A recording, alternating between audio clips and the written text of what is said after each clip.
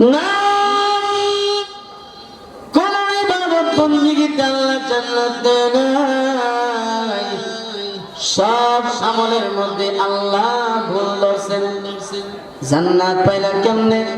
জান্নাত পাইছি শীতের রাতে লেপ গাও দিয়ে ঘুমাইছিলাম, হঠাৎ করে তাকায় দেখি একটা বিড়াল শীতে কাঁপতেছে।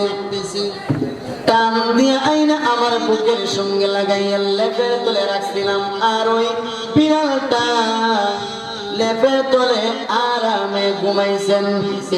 আমলটারে উসিলা বানাইয়া বলছেন আমার সৃষ্টি যে সেবাটা করছস, আমি আল্লাহ খুশি হইয়া তোরে জান্নাত দিয়া দিলাম।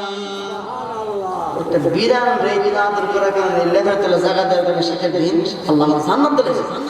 ছোট ছোট আমল ধরে আল্লাহ জান্নাত দিতে পারে। শেখ সাদির রহমতুল্লাহ আলাইহি মারা যাওয়ার পরে জিজ্ঞাসা আর বলে জান্নাত পাইছো কেমনে? ও কুস্তারে না, ও সারা জীবন যত আমল করছি সব আমলের মধ্যে আল্লাহ দোষ ধরছে। এটা এই সমস্যা, এই সমস্যা, এটা ওই সমস্যা, সমস্যা সমস্যা সমস্যা সমস্যা। নবীর সারা দেশ সাইড লাইনের সাইড ফুল একটা নাম লিখছিলাম, বালাগাল্লাহ উলাবি কামালিহি কাশাফাত দুজা বিজামালিহি আসনাতু জামিউ সালিহি সাল্লু আলাইহি ওয়া আলিহি। ইদারে মুসলিম বানায় আল্লাহ আমারে চিরসে জান্নাতের বাগানে ঢুকাই দিয়েছে।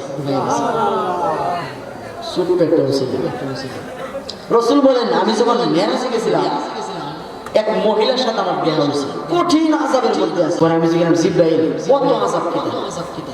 ওই মহিলা সেই মহিলা যে একটা বিড়াল বাইন্দা রেখে উপবাস রাখছে, শীতে কষ্ট দিছে, উপবাস থেকে শীতে কষ্ট করে বিড়ালটা বান্ধা অবস্থায় মারা গেছে। এই লেগে আল্লাহ তাইরে কি আযাব দিছে। আল্লাহর সৃষ্টির সাথে এরকম ব্যবহার করছে আল্লাহ দিছে। এজন্য সৃষ্টি যাতে তোমার ভেজাল না হয়, সৃষ্টির সেবা করবা, স্রষ্টা খুশি হবে। ঠিক নেই?